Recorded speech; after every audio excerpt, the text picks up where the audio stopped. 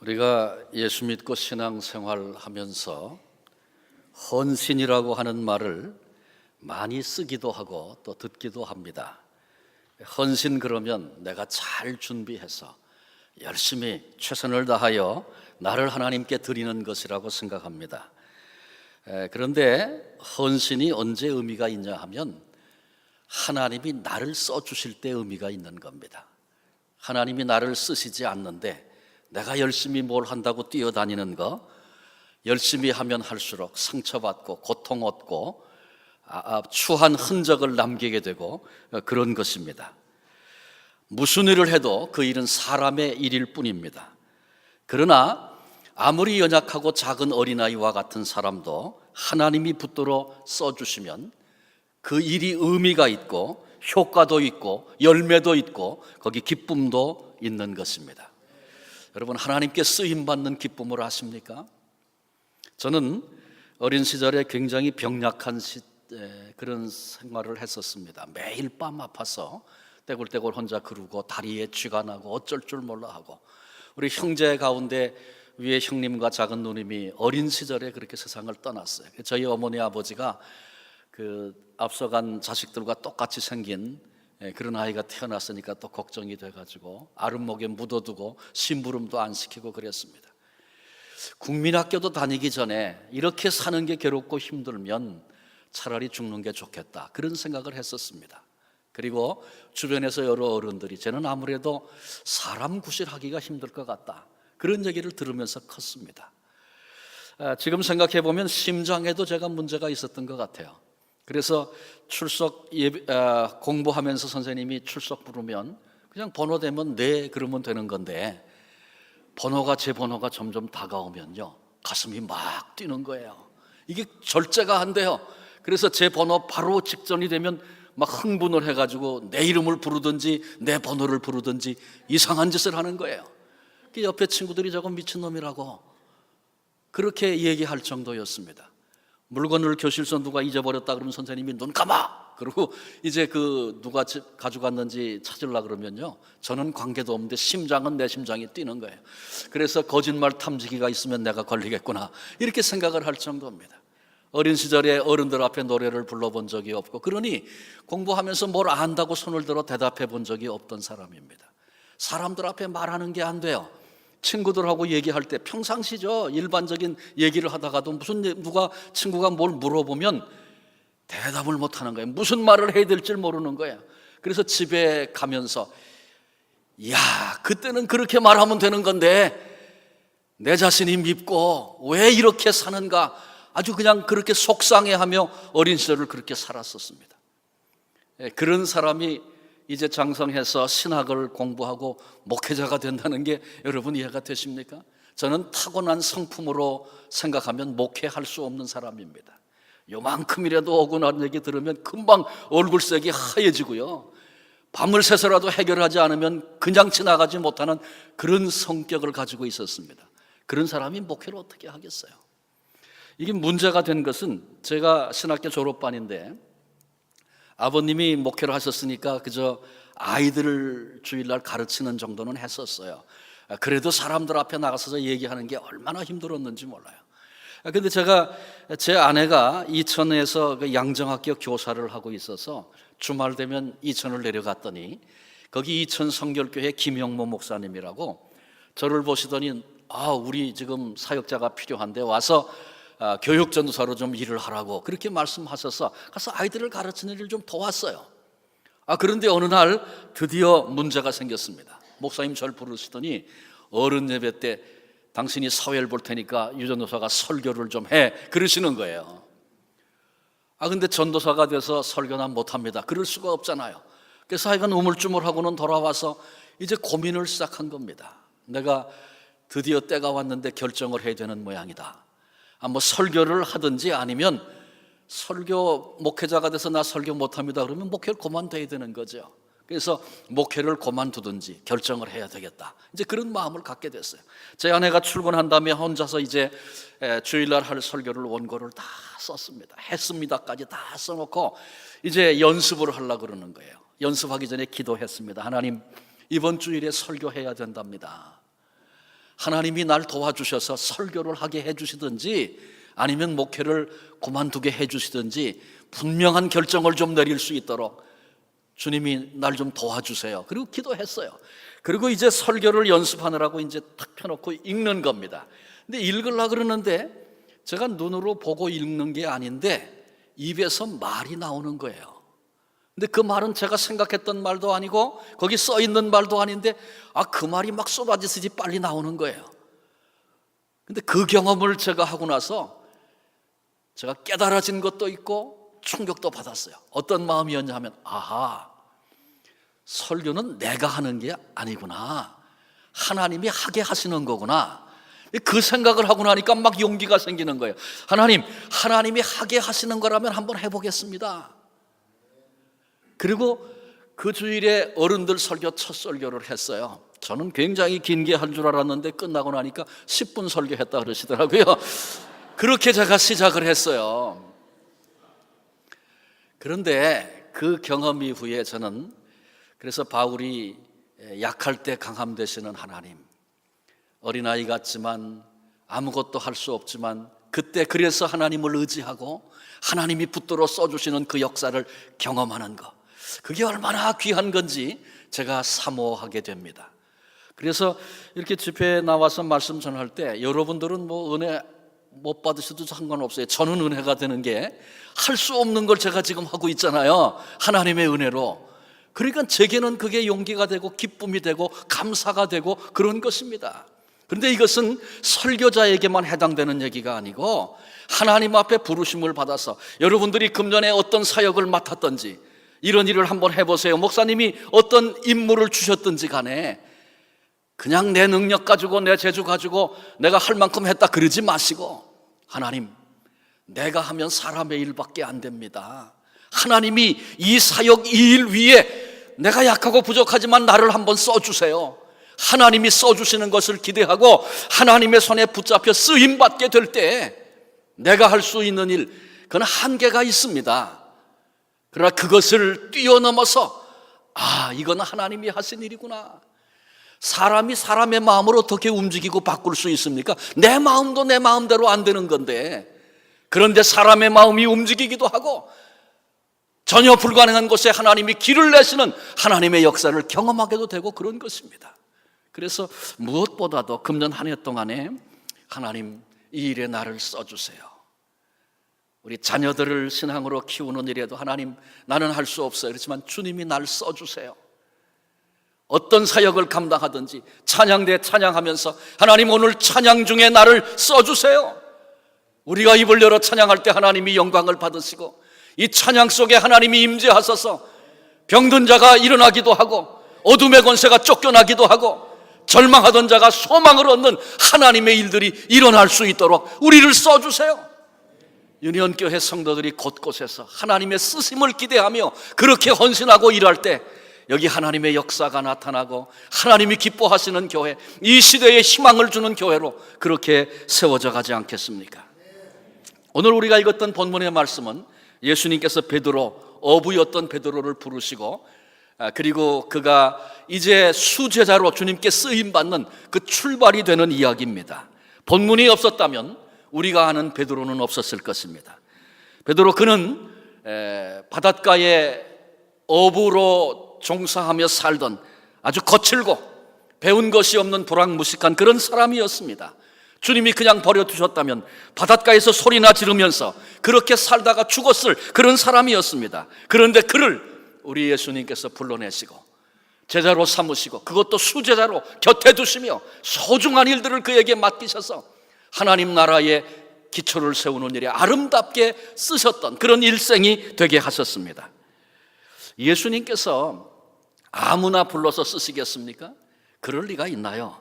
우리가 작은 그로서리 하나를 해도 사람을 헬퍼를 쓸 때에 이 사람이 정직하게 잘 해줄 수 있겠나? 이 일에 잘 맞는 사람인가? 우리가 살펴보고 쓰지 않습니까? 그런데 하물며 우리 주님께서 사람을 쓰실 때 아무나 쓰시겠어요? 얘야 너도 와서 한번 해봐라, 그렇게 하시겠습니까? 주님은 실수가 없으신 분이죠. 꼭 필요한 사람을 찾아내셔서 그 사람을 쓰셔요. 근데 베드로는 과연 어떤 사람이었기에 주님이 그를 불러내시고 그를 그렇게 귀하게 쓰셨는가? 오늘 이 아침에 이 부분을 함께 살피면서 내게 부족된 건 어떤 것인가? 내 안에 어떤 것이 있어야 주님이 쓰실 수 있겠나? 이런 생각들을 같이 나누는 그런 시간 되어지기를 바랍니다. 먼저 베드로는 충성된 사람이었다, 그렇게 말씀을 드리고 싶습니다. 우리 주님이 찾으시는 사람은 유능한 사람, 똑똑한 사람, 돈 많은 사람, 권력과 힘을 가진 사람, 그런 사람들이 아니고 주님이 찾으시는 사람은 충성된 사람입니다.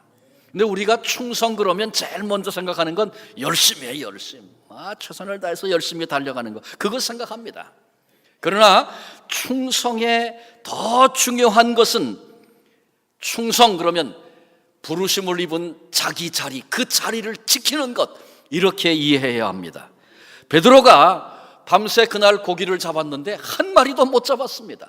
어부가 밤새 고기를 잡았는데 한 마리도 못 잡았다. 그건 기적입니다.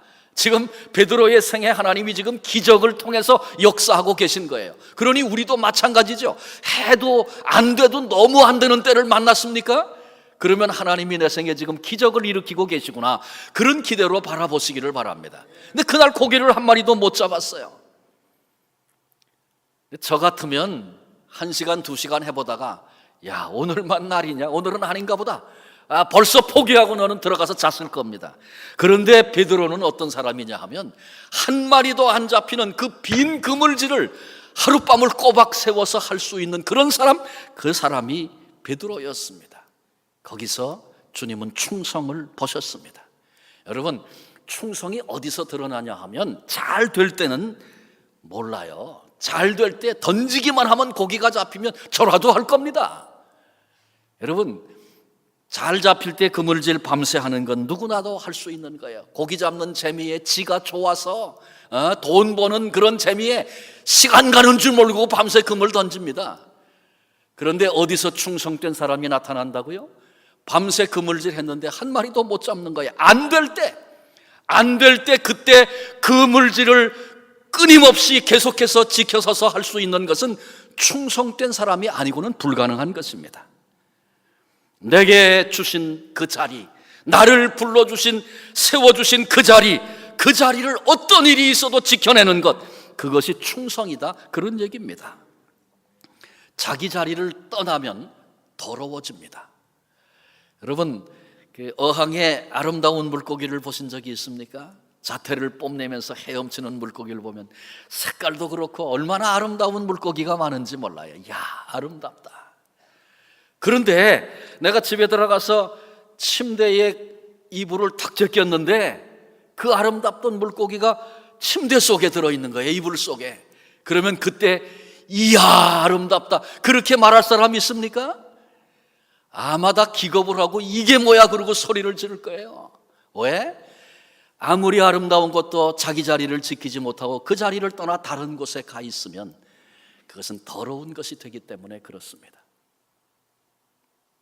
남편이 혹은 아내가 내 집을 떠나서 다른 집 가서 다른 사람의 남편, 다른 사람의 아내, 다른 아이들의 엄마 아빠 노릇하겠다고 거기 살겠다 그러면 그 벌써 문제가 심각한 겁니다. 큰 문제가 벌써 벌어진 거예요. 내가 살아가면서 잘 되든지 안 되든지, 사람들이 알아주거나 알아주지 않든지 상관없이 여전히 그 길을 걸어가는 그 사람이 충성된 사람입니다. 교회도 마찬가지입니다. 어떤 사람은 박수치고 사람들이 인정해주면 죽는지 사는지 모르고 신이 나서 그렇게 일합니다. 그런데 사람들이 알아주지 않아요. 그러면 돌아섭니다. 그건 충성의 모습이 아닙니다. 부르신 주님을 생각하면서 사람들이 다 뒤돌아서도 여전히 그 길을 갈 수 있는 그 사람이 충성된 사람입니다. 사탄은 천사가 타락해서 사탄이 됐다, 우리 다 알고 있는 얘기죠. 자기가 서야 할 자리에서 떠나 다른 곳으로 가 사탄이 됩니다. 거짓의 아비가 되고 더러움의 상징이 된 것입니다. 나는 나를 부르신 그 자리를 지켜서고 있는가 늘 돌아보아야 합니다. 주후 79년 로마의 휴양 도시였던 폼페이가 화산이 폭발해서 최후의 날을 맞았습니다.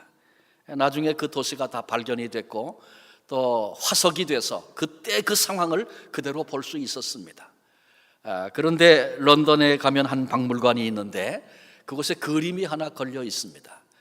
그때 발견했던 도시의 상황들을 보면서 그걸 놓고 그림을 그렸어요. 어떤 화가 한 사람이.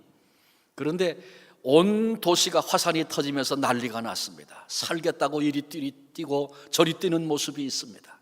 그런데 그 중에 눈에 띄는 한 사람이 있어요. 이 사람은 그 성을 지켰었던 보초였습니다. 화산이 터지는데 보초가 무슨 소용이 있겠어요? 자기도 살겠다고 두려워 뛰어야 하지 않겠습니까?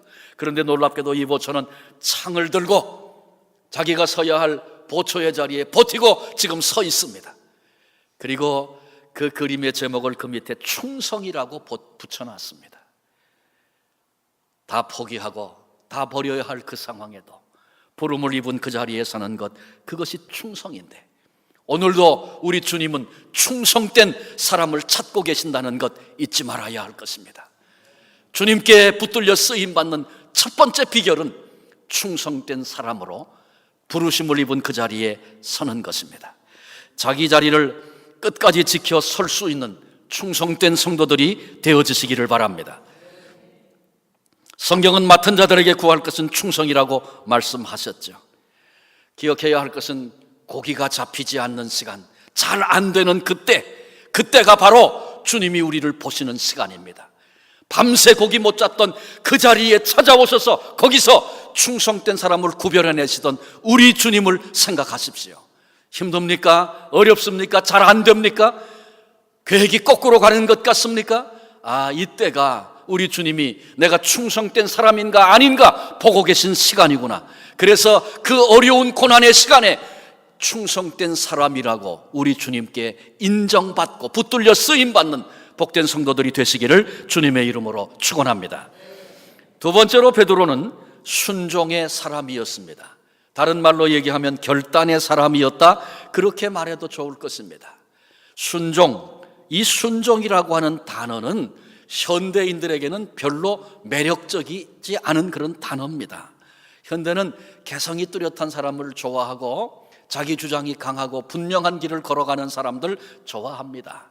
그저 허래는 대로 순종하는 거, 그 맥없고 별로 매력 없는 그런 삶의 방식입니다. 그런데 놀라운 것은 우리 주님께서 똑똑한 사람을 찾으시는 것이 아니라, 개성 넘치는 사람을 찾으시는 것이 아니라 순종의 사람을 찾으신다는 것입니다. 그런데 놀랍게도 본문의 베드로는 순종의 사람이었습니다. 여러분, 충성하는 사람이 고집스러운 면이 있겠습니까? 자기 생각을 꺾고 순종하는 면이 있겠습니까? 제가 좀 애매한 질문을 했나요? 일반적으로 충성심이 있는 사람, 충성하는 사람은요, 대체로 고집이 있기 마련입니다. 그래서 거기까지 온 겁니다. 그래서 충성하는 사람이 자기 생각을 꺾고 순종한다는 것이 그렇게 쉽지 않습니다. 그런데 놀랍게도 베드로는 한밤을 꽃박새서 빈 그물질도 할 수 있었던 충성된 사람이었지만, 동시에 주님이 말씀하실 때 기꺼이 자기 생각을 꺾고 순종도 할 수 있던 그런 사람이었습니다. 베드로의 순종이 본문에 몇 가지로 나타나 있습니다. 먼저 3절에 보니까 주님이 그물을 씻고 있는 베드로, 배에서 지금 그물을 씻고 있는데 그 곁에 오셨어요. 그리고 무리들이 주님을 따라와 해변가에 섰는데 주님께서 베드로의 배를 타시면서 이 배 좀 쓰자, 배 좀 띄워라 그러시는 거예요. 배를 강단으로 삼아서 해변가에 있는 무리들에게 주님이 설교하시기 위해서 배를 쓰자고 말씀하시는 겁니다. 그런데 놀랍게 베드로가 그 아침에 순종해서 배를 내드렸습니다. 아니, 그 배를 내드린 게 뭐 그리 대단한 순종인가? 저기 가자 그러면 노 젓고 힘드니까 그건 순종하는 게 어렵겠다. 요즘 같으면 가스 많이 들 테니까 그거는 뭐 생각해보고 결정할 일이지만, 배 잠깐 띄워서 거기서 강단으로 주님이 설교하시겠다는데 그거 내드리는 게 뭐 그렇게 대단한 순종인가? 우리 그렇게 생각할 수 있습니다. 그러나 조금 깊이 생각해 보세요. 그때가 어떤 때입니까? 베드로가 밤새 고기 잡았는데 못 잡았어요. 지금 뭐 하고 있어요? 그물을 씻고 있어요. 왜 그물을 씻어요? 지금은 힘들지만 또 밤에 또 고기 잡으러 갈 때 그때 가서 그냥 던질 수 있도록 다 씻어놔야 하는 겁니다. 밤새 고기 잡은 어부가 제일 힘든 시간이 언제입니까? 새벽에 그물 씻는 시간입니다. 그것도 고기를 많이 잡아서 만선을 했으면 콧노래를 부르고 어깨춤을 추면서 얼마든지 즐겁게 그물 씻을 수 있습니다. 그런데 밤새 한 마리도 못 잡았어요. 그때 그물 씻는 베드로의 심정이 어땠겠습니까? 어깨는 축 처지고 천근만근, 누가 건들기만 하면 폭발할 것 같은 그런 마음 아니었겠습니까? 그런데 하필이면 그때 예수님이 오셔서 배 좀 쓰자 그러시는 거예요. 그런데 그때 베드로가 순종해서 그 배를 내드렸습니다. 우리에게도 그런 일이 있을 수 있습니다. 신앙생활하면서 기쁨이 있고 감사가 있을 때 있죠. 그러나 늘 그렇게만 합니까? 어떤 때는 분노가 치밀기도 하고 절망이 찾아오기도 하고 누가 건들기만 하면 폭발할 것 같은 그런 순간도 우리에게 있습니다. 그런데 하필이면 그때 주님이 오셔서 아무개야, 이럴 때도 내가 내 마음을 쓸 수 있겠니? 주님이 우리에게 물으시는 거예요. 주님 하필이면 왜 이럴 때 그러십니까? 난 지금 아무 소리도 안 들립니다. 좀 내 마음이 편할 때, 시간이 좀 있을 때 그때 말씀해 주세요. 그럴 것입니까? 베드로가 그때에도 배를 내어드렸듯이 힘들고 어려울 때, 절망과 좌절이 찾아왔을 때 오히려 그때에 기꺼이 배를 내드릴 수 있는 베드로와 같이 주님 앞에 순종했던 것처럼 그렇게 순종할 수 있는 복된 성도들이 되시기를 바랍니다. 여러분, 힘든 일, 어려운 일, 내 감정을 어떻게 다스리기 힘든 때, 견디기 어려운 순간들, 그때 생각하셔야 합니다. 어쩌면 주님이 지금 내 마음 내게 다오 말씀하실 수 있다는 거 기억하시기를 바랍니다. 두 번째 베드로가 순종했던 것은 주님께서 설교를 다 마치셨어요. 그리고 깊은 데로 가서 그물을 던져라 주님이 말씀하십니다. 근데 베드로가 뭐라 그랬냐 하면 밤이 맞도록 수고해도 얻은 것이 없지만은 말씀에 의지하여 내가 그물을 내리리다. 베드로의 고백이었습니다.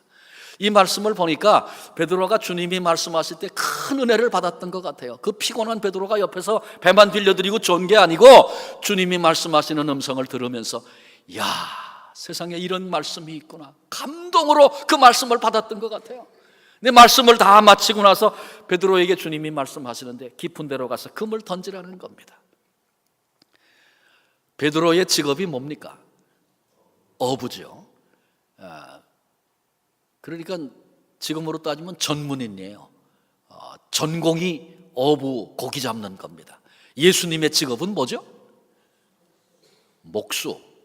그것도 지금은 아니고 전직 목수. 고기 잡는 건 누가 누구에게 가르쳐 줘야 되는 거예요? 어부가 목수에게 설명해야 되는 거죠. 그런데 예수님이 깊은 데 가서 금을 던지라는 겁니다. 여러분, 비전문가가 전문가의 문제를 건드리면 기분 나쁜 법입니다. 여러분 각각 일하고 있는 전문 분야에 쥐뿔도 모르는 사람이 와가지고 이렇게라 저렇게라 그러면 여러분 그게 용납이 되겠습니까? 아예 말하고 싶지도 않죠. 그만두라는 거죠. 그런데 예수님이 깊은 데 가서 금을 던지라는 거예요. 그때 베드로가 그렇게 반응할 수 있을 거예요. 주님, 말씀은 굉장히 훌륭하고 너무나 감동스러운 말씀하셨는데 물고기 잡는 건 모르시는군요. 해 뜨면 안 됩니다. 베드로가 그럴 수 있었어요. 그런데 뭐라고요? 말씀에 의지해서 그물을 내리겠습니다. 순종하겠다는 겁니다. 여기 베드로의 위대한 순종이 있습니다. 주님께서 가나의 혼인잔치에 가셨었죠. 그런데 포도주가 떨어져서 이제 잔치가 끝나야 되고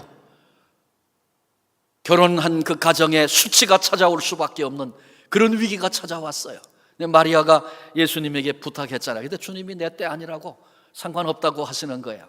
그런데도 마리아는 굴하지 않았어요. 하인들을 불러 모아놓고 주께서 무슨 말씀을 하시든지 그대로 하라 당부했습니다. 이 모습을 지켜보던 주님께서 하인들에게 입구에 있는 돌항아리에 물을 가득 채워라 그렇게 말씀하셨어요. 하인들도 집안 분위기 다 압니다. 지금 물 채우고 있을 때가 아닙니다. 근데 주님이 물 채우라는 거예요. 마리아가 무슨 말씀을 하시든지 그대로 해라 당부하셨으니까 순종해서 물을 아구까지 채웠습니다. 다 채우고 났더니 이제 이 물을 떠서 연회장에게 갖다 주라는 겁니다. 아니, 불난 집에 부채질 합니까? 지금 포도주 떨어져서 어쩔 줄 몰라 하는데 맹물을 떠다가 갖다가 두라니 이게 무슨 말이에요? 그런데 그들이 그 말씀 앞에 순종했습니다. 연회장이 깜짝 놀랐죠. 이렇게 좋은 포도주가 어디서 났느냐. 자기 경험으로 볼 때 있을 수 없는 일이라는 거예요. 근데 성경에 보니까 아무도 그 포도주가 어디서 났는지 아무도 몰랐는데 누가 알았다고요? 물 떠온 하인들은 알더라 그랬어요. 주님의 말씀 앞에 순종한 사람들만이 아는 그런 비밀이 있다는 것입니다. 개인적으로 우리가 공동체를 이루고 있지만 개인에게 하나님 말씀하시잖아요. 우리가 신앙생활하면서 주님이 나에게 하신 말씀이기 때문에 기꺼이 순종했고 순종하려고 몸부림쳤던 한 분 한 분 속에 왜 교회 안에 이런 역사가 일어나는지, 이런 문들이 열리는지 물 떠온 자, 그 하인들이 알았던 것처럼 유니온 교회 안에 이구석 저구석에서 주의 말씀 앞에 순종했던 사람들이 그 비밀을 깨닫고 기뻐하며 감사하며 감격하는 이런 은혜가 교회 안에 넘치시기를 바랍니다. 베드로의 마지막 순종은 나를 따르라 주님이 말씀하셨을 때 모든 것을 버려두고 주님을 쫓았다. 그렇게 본문이 기록해 주고 있어요. 두려워하지 말아라. 이제 이후로는 내가 사람을 취하리라. 나를 쫓으라. 주님의 말씀 앞에 모든 것을 버려두고 배, 많이 잡은 물고기 이런 거 다 그냥 버려두고 주님을 따랐다. 그렇게 본문이 말씀하고 있습니다. 이런 말이 있어요. 지체된 순종은 순종이 아니다. 이런 말이 있어요. 하나님께서 우리에게 도전을 주실 때 즉각적으로 순종해야 그게 참된 순종이라는 것이죠. 머뭇거리다가 주신 도전과 감동을 다 잃어버리고 도전 감동 받은 적이 없는 자와 똑같은 그런 삶을 살게 되는 경우가 얼마나 많은지 모릅니다. 하나님께서 개인적으로 우리의 심령을 타치해 주시고 말씀해 주시면 머뭇거리지 마십시오. 계산하지 마십시오. 뒤로 미루지 마십시오. 그 명령, 그 감동 받는 순간에 결단하고 베드로와 같이 순종하는 삶의 자리로 나아갈 수 있는 우리 모두가 될 수 있기를 바랍니다.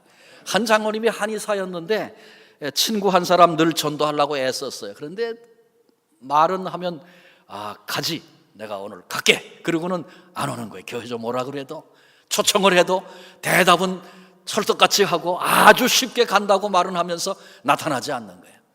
그래서 화가 나갖고 또 가서 물어보면 나중엔 그래요. 가. 차차 갈 거야. 걱정하지 마. 차차 가. 늘 그렇게 얘기했다는 거죠.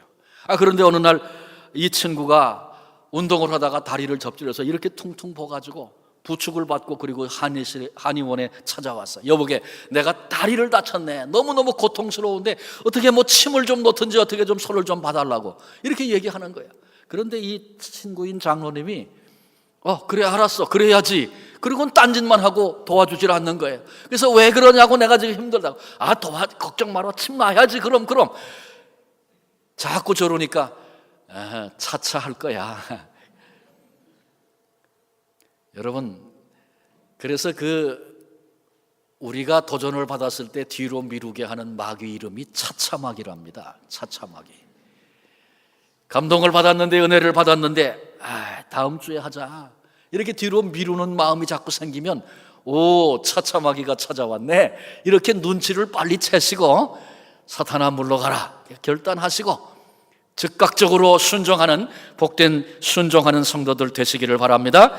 세 번째로 베드로는 예수님이 누구인지를 바로 알았습니다. 그래서 예수님을 주로 고백하고 있습니다. 5절에 선생이여 이렇게 예수님을 불렀던 베드로가 기적을 경험한 다음에 8절에 보니까 주여 이렇게 부르고 예수님을 부르고 있어요. 베드로는 예수님을 주로 고백하고 있습니다. 주인이라는 것이죠. 그랬던 베드로를 주님이 쓰셨습니다. 그런데 베드로는 말만 주여 그런 것이 아니고 주인 되시는 예수님께서 나를 따르라 그렇게 말씀하시니까 모든 걸 버려두고 따랐어요. 그러니까 말만 주여 그런 것이 아니라 실제로 예수님을 주인 삼았던 것입니다. 그런 베드로를 주님이 쓰신 거죠. 우리도 다 예수님을 주님 그렇게 부릅니다.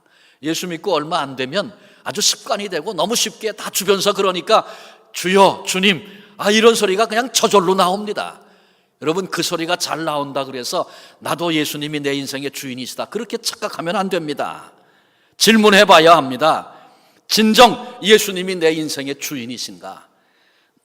내 생명, 이게 예수님 것이어서 내 생명을 주님이 마음대로 쓰실 수 있는가? 내게 주신 기회, 내게 있는 시간들, 내가 가지고 있는 재물, 내 소유, 내 젊음, 내 미래, 이 모든 것들이 내가 주인이 아니고 실제로 예수님이 주인이셔서 주님이 원하시는 일에, 주님이 원하시는 때에 그렇게 드려지고 쓰여지고 있는가 점검해 봐야 합니다. 예수님을 주님 그렇게 부르기는 하는데 거의 모든 것을 내 뜻대로 내 마음대로 내가 나를 써서 그렇게 인생을 살고 있는 것은 아닌가 돌아보자, 그런 얘기입니다. 예수님께서 친히 말씀하셨어요. 나더러 주여 주여 하는 자마다 다 천국에 들어가는 것이 아니다. 예수님을 주님으로 고백하는 사람을 주께서 기뻐하시고 붙들어 쓰신다고 했는데 입술로는 주여 주여 해도 자신이 주인인 그런 인생을 살고 있다면 천국에 들어갈 수 없다. 주님이 우리에게 말씀하셨습니다. 돌이켜 내 인생의 주인이, 진정한 주인이 예수 그리스도이심을 알고 믿고 고백하고 또 동시에 그렇게 살 수 있는 우리 모두가 되시기를 바랍니다. 그때 비로소 주님이 우리를 쓰시기 시작할 것입니다. 주님이 나를 붙잡아 쓰실 때 가장 아름답고 가장 빛나는 존재로 그렇게 살아가게 되는 것입니다. 마지막 네 번째입니다. 베드로는 회개의 사람이었습니다. 베드로가 기적을 경험한 후에 본문에 보니까 주여 나를 떠나소서 나는 죄인으로소이다, 이런 고백을 합니다. 예수님 앞에 거꾸로져 엎드려서 했던 베드로의 고백입니다. 저는 이 말씀을 묵상하면서 참 이상하다, 지금 베드로가 전혀 어울리지 않는, 격에 맞지 않는 행동과 말을 하고 있다, 그렇게 생각이 들었습니다. 왜 그러냐 하면 여러분, 어부가 고기를 많이 잡으면 입이 찢어져야 정상입니까? 울상이 돼야 정상입니까? 굉장히 어려운 질문을 드렸나요? 입이 찢어져야 정상입니다. 춤을 춰야죠. 그것도 밤새 못 잡았던 그 고기를 2배에 가득 차도록 자기 생에 가장 많은 고기를 잡았는데 펄펄 뛰면서 이런 날이 내가 올 줄 알았다고 그러면서 기뻐해야 되지 않겠어요? 그런데 왜 베드로가 주님 앞에 거꾸로져서 나는 죄인입니다, 나를 떠나소서, 이런 생뚱맞은 얘기를 지금 하고 있는 겁니까? 그런데 저는 이 말씀을 이렇게 반복해서 읽으면서 묵상하면서 그런 베드로를 바라보시고 흐뭇한 미소를 짓고 계신 예수님을 뵐 수 있었습니다. 예수님께서 야, 내가 이제 아는구나, 내가 이제 보았구나. 여러분, 왜 예수님이 2배에 가득 차는 많은 물고기를 잡게 하셨습니까? 배 썼으니까 뱃삭이라도 좀 내려고, 그래서 이거 뱃삭이다, 너 고맙다, 그래서 많은 고기 잡게 하신 거예요? 아니었어요. 분명히 이유가 있어서 주님이 이 기적을 경험하게 하셨어요. 그런데 이 기적을 경험하고 난 다음에 베드로가 거꾸로진 거예요. 예수님이 네가 보았다, 내가 지금 알고 있구나, 그리고 기뻐하신단 말이죠. 어떤 사건을 경험했을 때 그 사건을 해석하는 안목은 참 중요합니다. 똑같은 일을 보면서 해석이 전부 다른 거예요. 근데 이 물고기를 자기 생에 가장 많이 잡았던 이 기적을 경험하고 나서 베드로가 어떤 해석, 어떤 안목을 가지고 있었느냐 참 중요합니다. 그때 만일 베드로가 계산적인 안목을 가졌다면 머리가 팽팽 돌아갔을 거예요. 이 배에 가득 차도록 2배가 채워진 거, 물고기 이건 몇 마리, 지금 시중에 내다 팔면 시세가 어떻기 때문에 이건 얼마의 수익을 얻을 수 있다, 수지 맞았다, 이렇게 기분 좋은 날 내가 그냥 있을 수 있겠나? 주님, 제가 오늘 한턱 쏘겠습니다. 계산으로 접근했으면 아마 기껏해야 한턱 쏜다고, 가자고 아마 그런 얘기 했을 겁니다. 만약에 베드로가 사업적인 안목을 가지고 이 사건을 주목해서 들여다봤다면 아마 베드로가 그랬을 거예요. 깜짝 놀라면서 이야, 여기 노자지가 있구나, 주님 나하고 동업하십시다. 주님은 그냥 여기 타고 다니면서 저기 손으로만 지적하면 제가 다 잡아 올리겠습니다. 배도 큰 거로 바꾸고, 그리고 6대4, 아니 주님이 원하신다면 7대3도 괜찮습니다. 한번 해보시죠. 아마 그러고 동업하자고 사업의 꿈을 꾸면서 아마 그랬을지 모르겠어요. 그런데 이때 베드로는 영적인 안목을 가지고 이 사건을 지금 본 것입니다. 베드로는 고기잡이의 전문가입니다. 고기를 잡는 데는 원리가 있습니다. 그가 오늘까지 경험하고 알아왔고 살아왔던 삶의 철학이 있고 원칙이 있고 원리가 있는 것입니다. 그래서 그걸 터득하고 그 분야에 내가 최고라고 여기면서 딴소리하면 야단치고 그까지 그런 행동하려면 당장 내 배에서 나가라 그러고 자기 생각 가지고 인생을 살던 사람이 베드로였습니다. 그런데 그날 자기가 알던 모든 원리를 뛰어넘어서 기적처럼 그 많은 물고기를 잡고 나서 그의 눈이 열렸습니다. 내가 알던 세상이 전부 다 아니구나. 내가 보지 못했던 또 다른 세계가 있는 거구나. 주님, 나는 그런 거 모르고 이게 전부다라고 그렇게 여기면서 큰 소리치고 야단치고 내 주장하며 그렇게 인생을 살아온 나는 죄인에 불과합니다. 저 바다 깊은 곳 물고기 떼도 운영하시고 그리고 또 다른 세계의 삶도 친히 이끌고 계신 주님 앞에서 베드로가 그렇게 거꾸러져 내린 것입니다. 내가 알던 세계를 초월한 또 다른 세계 앞에서 자신의 모습을 발견하고 있는 베드로의 그 심령, 그 마음, 그 상태 우리가 함께 생각할 수 있어야 합니다. 제가 토론토에서 목회하면서 멋진 향기라고 하는 전도하는 그런 프로그램인데 10주간의 행사를 매년 그렇게 해오고 있는데 불신자들을 초청해서 복음을 그들에게 전하고 사랑으로 대접하고 또 복음을 전하고 인생을 같이 나누고 그래서 좋은 열매가 맺히는 그런 행사입니다. 한 절반쯤 하면 기도원에 들어가서 주말 수양회를 합니다. 그래서 성경 말씀도 배우고 여러 가지 배웠는데 하나님이 어떤 분이신지를 지식으로만 배운 게 아니고 실제로 사실로 체험하는 그런 시간들을 위해서 주말 수양회를 올라갑니다. 근데 이런 프로그램을 이렇게 하고 있는데 한 번은 거기에 한국에서 옛날 헌병감을 하시던 그런 분이 이제 교회 안 다니시던 분인데 이 프로그램을 소개를 듣고 목마름이 있는 분이죠. 그래서 한번 가보자 그래서 오신 분이 있었어요. 근데 이분이 와서 시간 이렇게 잘 들어가시더라고요. 근데 이분이 사람들이 교회 가자 그래서 교회를 몇 번 갔었는데 이분이 헌병감을 지냈을 뿐만 아니라 그 전두환 대통령이 이렇게 뭐 정부를 권력을 잡고 그럴 때 그 나서서 뭐 이렇게 했던 분이에요. 그래서 이분이 그 사건 이후에 도망 오듯이 이렇게 이민을 오신 분입니다. 그래서 사람들 틈에 살지 않고 혼자 그렇게 살던 분인데 교회 가자고 몇 번 누가 권해서 갔다가 뭐 교회 하는 일을 보니까 너무 마음이 들지 않고 그래서 더 이상 안 나갔다고 그렇게 얘기를 하시더라고요. 근데 주변에서 뭐 성경이 베스트셀러니까 한번 읽어보라 그래서 자기가 읽어봤대요. 한 번 읽어봤는데 많이는 못 읽고 제가 한 번 읽었습니다 그러시더라고요. 근데 그러면서 뭐라 그러냐 하면 사람들이 다윗이 성군이라고 그런 얘기를 많이 했고 많이 들었는데 제가 읽어보니까 다윗 그놈 아주 나쁜 놈이더군요 이렇게 얘기를 하시더라고요. 그런 정도의 생각을 가지고 있는 분입니다. 그래서 참석하고 있지만 이렇게 비판적인 입장에서 바라보고 있는 분인데 이제 주말 수양회 간다고 광고를 제가 했어요. 그때 겨울이었거든요. 이제 겨울에 주말 수양회를 간다니까 이분은 군인으로 평생 산 분이니까 무슨 주말 수양회를 간다니까 제가 이렇게 말이 생각이 안 나네요. 뭐예요? 동계 혹한기 훈련 뭐 이런 걸 생각하신 것 같아요.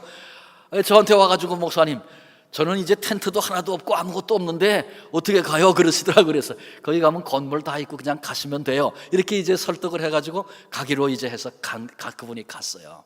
근데 제가 주말 수양회를 준비하고 이렇게 준비하는데 그분 생각이 나더라고요. 한편 마음에 걱정이 되는 거예요. 무슨 걱정이 되냐 하면 교회를 좀 비판적인 눈으로 당신의 경험도 그렇고 지금도 그런 시각을 가지고 있는 분인데 여기까지 온 것도 참 다행인데 기도원에 올라갈 때는 교회에서 기도하는 사람들 다 데리고 올라가거든요. 그래서 불신자들이지만 그곳에 참여한 이들이 하나님이 살아계신 것을 성령의 임재를 같이 경험하고 배운 말씀들이 그게 사실이구나, 하나님의 은혜 안에서 체험하도록 그렇게 같이 기도하거든요. 그러니까 거기 영적인 싸움이 있으니까 얼마나 열심히 기도하겠어요.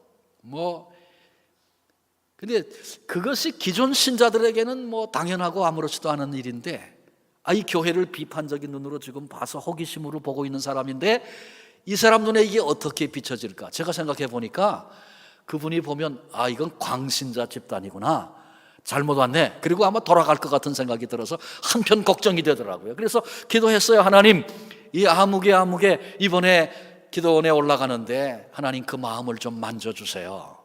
그리고 올라갔어요.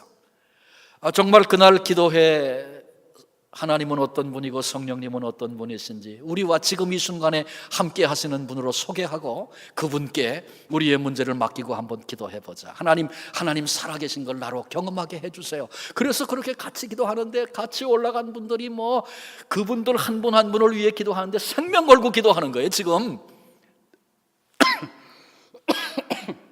죄송합니다. 기도가 시작이 됐는데 제가 걱정이 돼가지고 눈을 뜨고 그분을 이렇게 봤어요.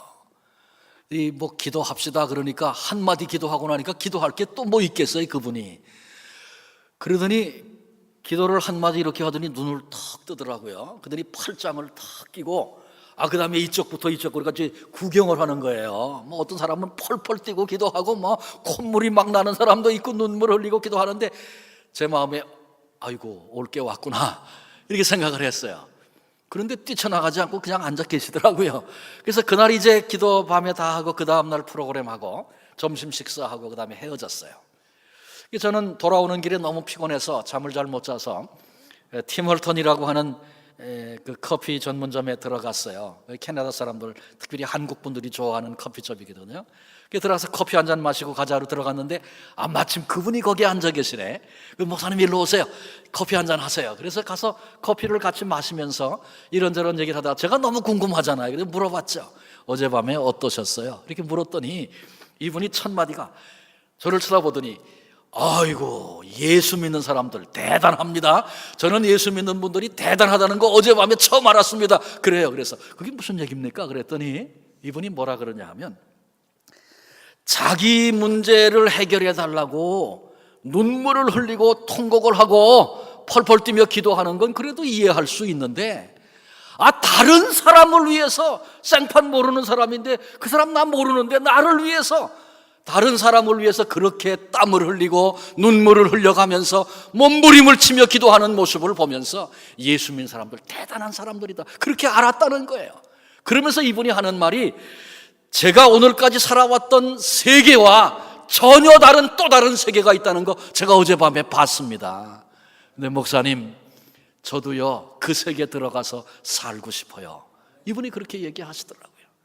그 얘기를 들으면서 베드로의 모습이 떠올랐어요. 베드로의 모습이 전혀 다른 세계를 주장하시는 주님 앞에 거꾸로져 있는 베드로의 모습. 여러분 오늘 우리에게도 이런 변화가 있어야 합니다. 예수 평생 믿으면서 내 생각 포기하지 않고 내 경험, 내 논리 포기하지 않고 그것 붙들고 사는 인생이 이 땅에 얼마나 많은지 모릅니다. 주님 눈을 열어주십시오. 베드로가 주 앞에 거꾸로졌던 것처럼 회개, 우리가 얘기 듣고 그래 그거 잘못이지 생각해서 회개할 수 있어요. 그러나 그것이 회개의 전부는 아닙니다.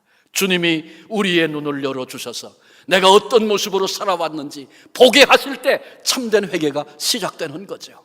내가 오늘까지 그 일을 그렇게 자랑스럽게 여겨왔는데 주님의 빛이 비추고 나니까 그 속에 있는 추악함과 내 진짜 모습을 보게 돼서 하나님 앞에 두 손 들고 회개하는 회개의 역사가 있지 않습니까? 주님 내 눈을 열어주십시오. 그 파이 멘탈리티라고 하는 그런 말을 좀 들어보셨습니까? 아주 쉽게 설명하면 이런 겁니다. 피자 있잖아요. 피자를 이렇게 자르면 파이 모습을 가지고 있죠. 그래서 피자 한 판이 있는데 그걸 10명이 먹어야 돼요. 그러면 내 몫은 얼마입니까? 10분의 1입니다. 그런데 저놈이 욕심을 부려가지고 많이 먹네? 그러면 어떻게 돼요? 내 몫이 줄어드는 거예요. 그래서 모든 세계관이 그래서 전부를 그렇게 보고 사는 거죠. 사업을 하고 장사를 해도 저놈이 잘 되면 내 사업은 안 되는 거예요. 그러니까 저놈을 죽여야 되는 거예요. 그런 생각과 세계관을 가지고 그렇게 인생을 삽니다. 예수 믿는 사람도 예배당에 와서 예배할 때는 예수 믿는 사람 같은데 사회 속에 나가 생활하면 똑같은 세계관을 가지고 경쟁하고 있는 거죠. 근데 그래서는 안 된다는 겁니다. 우리 예수 믿는 사람들에게는 전혀 다른 세계가 있잖아요. 피자 때문에 서로 먹겠다고 피가 터지게 싸우면 내 목 챙겨야 된다고 같이 머리 디미는 게 아니고 그때 우리는 물러나서 하나님 앞에 가는 거죠. 하나님, 피자가 필요해요. 내 능력과 한계를 뛰어넘어서 전능하신 우리 하나님께서 허락하시면 거기 피자 하나가 무슨 문제가 되겠어요? 하나님 피자 주시면 그거 받아가지고 내가 필요한 대로 먹고 그 다음에 야야 일로 와, 거기서 그러지 말고 이거 여기 있어. 그리고 그 피자를 줄 수도 있는 그런 관점, 그런 세계관이 우리에게 필요한 것입니다. 그렇게 살지 못했고 똑같이 그게 전부다라고 여기고 그거 놓치면 죽고 망하는 줄로 알아서 거기에 생명을 걸고 내 인생 전체를 그렇게 살아왔던 내 지난 날의 삶들을 베드로처럼 볼 수 있어야 합니다. 내가 하나님 앞에 이러한 죄인입니다. 자기가 죄인이라는 사실을 깨닫고 발견하는 것, 우리 인간이 가질 수 있는 가장 위대한 지식입니다. 그래서 기꺼이 예수 그리스도의 십자가의 그 은혜 앞으로 나아갈 수 있고 예수 그리스도 앞에 베드로와 같이 무릎 꿇을 수 있는 바로 그 사람을 주님이 쓰시는 것입니다. 이제 말씀을 마칩니다. 주님은 지금도 사람을 찾고 계십니다. 주님의 역사를 이끌어가는 방식은 사람입니다. 사람을 통해서 일하십니다. 지금도 주님은 사람이 없어서 어떤 분들은 그래요. 주님이 나에게는 기회를 주시지 않습니다. 그리고 항변하는 사람을 봤어요. 천만의 말씀이에요. 하나님은 오차가 없으신 분이세요. 지금도 사람이 필요한데 사람이 없어서 안타까워 하시는 분이 우리 주님이세요. 주님이 찾으시는 사람 베드로를 보면서 주님이 베드로를 부르시고 쓰셨기 때문에 어떤 사람이었다고요? 그는 충성된 사람이었다 그랬죠. 물고기 한 마리도 안 잡히는 그 시간, 그날, 그 밤을 여전히 빈 그물질이라도 할 수 있는 사람. 여러분, 내게 그런 부분이 혹 부족하지는 않은가 돌아다 보십시다. 잘 될 때는 같이 함께 어울려서 거기서 하면서 좀 어렵고 잘 안 되면 슬그머니 빠지는 그런 패턴과 방식이 내 삶 속에 혹시 되풀이된 것은 아닌가 돌아보아야 합니다. 어려울 때, 잘 안 될 때, 사람들이 눈도 주지 않을 그때 우리 주님이 나를 주목해 보고 계시는 충성된 자로 인정받을 수 있는 그런 시간임을 우리 함께 기억하시기를 바랍니다. 그런가 하면 베드로는 순종의 사람이었다고 그랬어요. 내가 전문하는 분야든 내 경험이 컸던 관계없이 주님 말씀하십시오. 제가 종이 듣겠나이다. 우리가 예배하면서 은혜 받는 거 사모하고 말씀 사모하는 거 귀한 겁니다. 그러나 그것보다 더 중요한 것은 무슨 말씀을 하시든지 그대로 하겠습니다. 내가 좋아하는 말씀이 나오면 오늘 주님이 나를 위해서 말씀을 준비해 주셨다고 그리고 기뻐하시는 분들 종종 봅니다. 감사한 일이죠. 그러나 반대로 물어봐야 할 것입니다. 내가 기대했던 말씀 아니고 상관도 없는 말씀이 오늘 들려왔습니까? 오늘은 아니네. 그리고 돌아갑니까? 아닙니다. 나는 상관없다고 말할지 모르지만 주님은 상관이 있기 때문에 오늘 말씀하셨습니다. 붙잡고 순종하는 사람들이 되어져야 할 것입니다. 예수님이 누구인지, 그분이 내 인생의 주인 되시고 여기까지만 주님이 그렇게 말씀하시면 내가 연습 안 하고도 잘 할 수 있고, 그거 못하는 사람 보면 야 저게 뭐야 그렇게 여겼던 그 일도 주님이 여기까지만 그렇게 말씀하시면 그때부터는 내가 그 일을 하려고 애를 쓰고 몸부림쳐도 안 되는 겁니다. 그래서 이게 내가 한 게 아니고 주님이 하게 하신 거구나, 그때 가서 아는 거죠. 근데 그때 가서 알면 늦은 겁니다. 주님이 하게 하셔야 되고 주님이 주인이셔서 가라면 가고 서라면 설 수 있는 그런 삶의 자리에 우리가 나아가야 합니다. 저는 목사니까 기도할 때 하나님 종을 불쌍히 여겨주세요 이렇게도 기도하고, 또 주변 분들이 저를 위해 기도해 주시면서 주의 종을 주님이 붙들어 주십시오 그렇게 기도도 해 주시고 그래요. 근데 어느 날 제가 생각하면서 묵상을 하던 중에 이야, 세상에 희한한 종이 다 있구나, 그런 생각을 하게 됐습니다. 종은 어떤 사람입니까? 주인의 것입니다. 그래서 주인이 가 그러면 가고, 서 그러면 서고, 해라 그러면 하고, 멈춰라 그러면 하던 일도 중단해야 되는 거죠. 근데 제가 제 사역 목회를 돌아보니까 주님이 하라 그래서 하고, 멈추라 그래서 멈추고, 가라 그래서 가고, 서라 그래서 섰던 그런 일들이 얼마나 있었나 돌아보니까 말이죠, 제가 좋아서 뛰어다니면서 했던 일이 거의 대부분이고요, 제가 싫어서 못하겠다고 안 한 일이 거의 대부분이더라고요. 희한한 종 아닙니까? 제가 이 수치와 부끄러움을 여러분에게 왜 말씀드립니까? 나는 그렇지 않은가 각각 생각해 보자는 거죠. 제 마음에 그런 마음이 들었어요. 제가 이런 비밀을 좀 일찍 깨닫고, 주님이 가라면 말없이 묵묵히 사람들이 뭐라 그래도 갈 수 있고, 주님이 멈추라면 가고 싶어도 설 수 있는 그런 삶을 살았다면, 내 생애 오늘까지의 삶보다 주님이 원하시는 일에 마음대로 쓰시고 쓰임받는 그런 삶을 살지 않았겠는가, 이런 자성을 해봅니다. 여러분, 우리 모두에게 주님이 주인 되셔서 주님이 원하시는 그 일 앞에 나를 드리고, 그리고 그때에 주님이 기뻐하시고 나를 붙들어 쓰시는 그 감격 경험할 수 있는 그런 은혜가 넘치시기를 바랍니다. 회개의 사람 주님이 쓰신다고 그랬죠. 내가 이대로 이렇게 그냥 살아도 괜찮겠나 질문해 봐야 됩니다. 이 모습대로 이렇게 살던 방식대로 주님 앞에 서도 괜찮겠는가 또 질문해 봐야 합니다. 주님이 기뻐하지 않는 것 나도 이제는 기뻐하지 않게 해주세요. 주님이 기뻐하시는 것 나도 기뻐하며 살게 해주세요. 그렇지 못했던 것, 내 생각, 내 주장을 가지고 살던 그 모습을 주님 앞에 내놓습니다. 주님의 나라, 주님의 세계, 육신의 눈으로 볼 수 없는 또 다른 세계, 주님의 이끄심, 그리고 완성하실 그 나라 이제는 보여져서 상관없는 자리 떠나 이제는 주 뜻대로 살아보겠습니다. 이런 마음 품게 될 때 주님이 기뻐하시고 붙잡아 쓰시고 주님께서 열매 맺게 하시는 줄로 믿습니다. 유니온교회 성도님들 한 분 한 분 금년 2018년 시작된 한 해 속에 찬양대를 맡았든지 어떤 직분을 주셨든지 또 그때 어떤 역할을 해야 하든지 간에 바로 그 자리 거기서 하나님 나를 써주세요. 나를 써주세요. 여러분이 주님께 쓰임받는 삶을 살기 시작하면 여러분의 자녀들이 주님께 쓰임받는 역사가 일어날 것입니다. 주님이 나를 써 일하시면 오늘까지 살아왔던, 오늘까지 경험했던 것과는 전혀 차원이 다른 주님이 행하시는, 주님이 문을 여시는, 주님이 밝히 비추시는 주님의 사건들을 맛보게 될 줄로 믿습니다. 남은 생애 동안에 주님 손에 붙들려서 아름답고 귀하게 쓰임받는 성도님들 한 분 한 분 되어지시고 복된 유니온 교회가 되어지시기를 주님의 이름으로 축원합니다. 기도하시겠습니다.